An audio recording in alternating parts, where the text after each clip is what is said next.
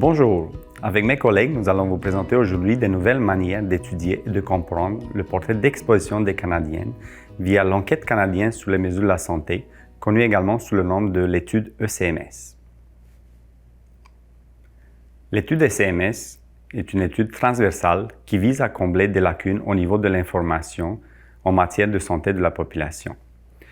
L'objectif principal est de recueillir des données au niveau national par rapport aux indicateurs clés de la santé en lien avec l'exposition aux substances chimiques de l'environnement. Ces informations importantes aident à comprendre les facteurs de risque d'exposition, à dégager de nouvelles tendances et à améliorer la surveillance et la recherche en santé.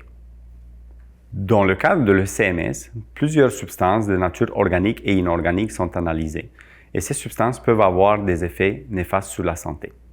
Parmi les substances inorganiques, on mentionne les métaux, comme par exemple le cuivre, le sélénium, le zinc, qui sont des éléments considérés essentiels pour la vie, alors que d'autres comme le cadmium, le plomb et le mercure sont considérés toxiques.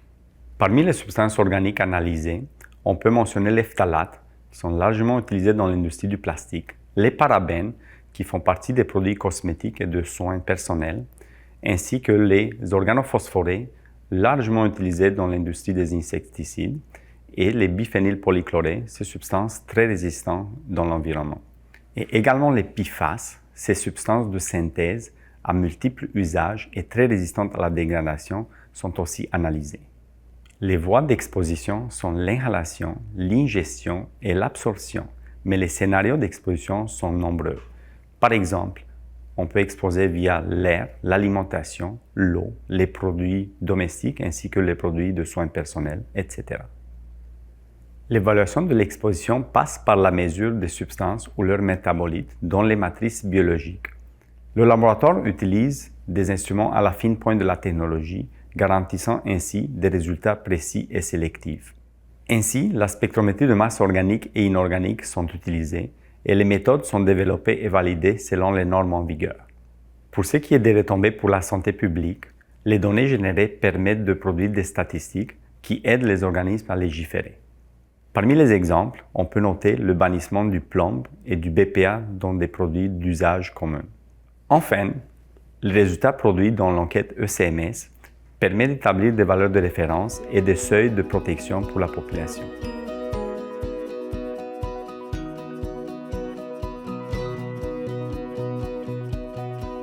À la fin des années 90, le CTQ pouvait gérer des projets de quelques dizaines à une centaine d'échantillons grâce à une équipe d'une vingtaine de personnes. L'arrivée de CMS a transformé profondément les méthodes de travail du CTQ. Voici les défis rencontrés et les solutions mises en place dans le cadre de l'ECMS.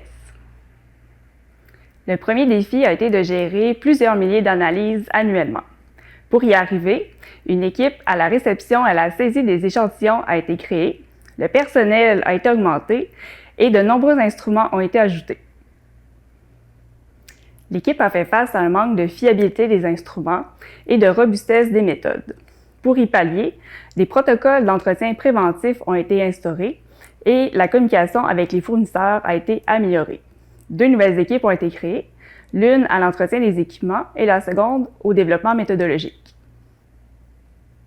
Des problèmes analytiques et des délais ont compliqué le respect des échéanciers. L'augmentation rapide du personnel a entraîné une augmentation des non-conformités. Pour y pallier, une équipe de gestion de projet a été créée, des solutions informatiques ont été développées et les programmes de formation ont été révisés. Une grande quantité de données et de publications ont été générées, suscitant plus de questionnements de nos pairs. La création du secteur des projets majeurs a amélioré la communication avec le client ainsi que le suivi des activités. Notre rôle est passé de fournisseur externe à celui de partenaire de projet.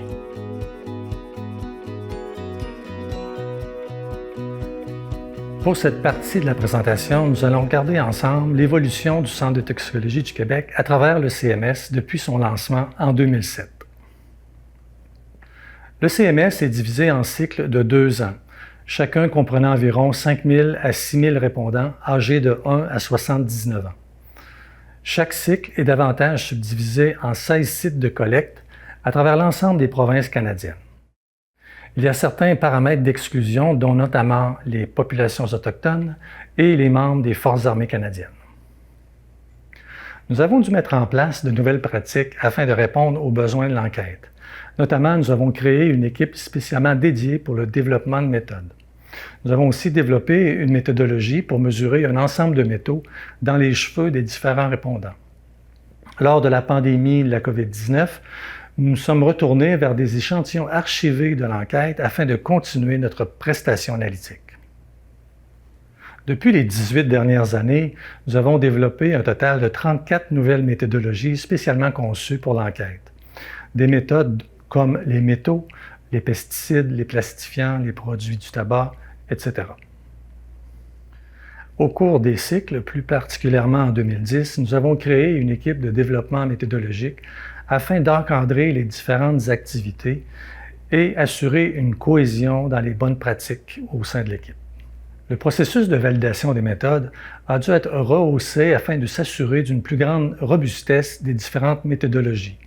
Également, s'assurer de la stabilité des différentes substances que l'on voulait mesurer, vérifier l'effet de gel-dégel des différents prélèvements des répondants et s'assurer de la comparabilité de nos méthodologies avec celles de d'autres organisations.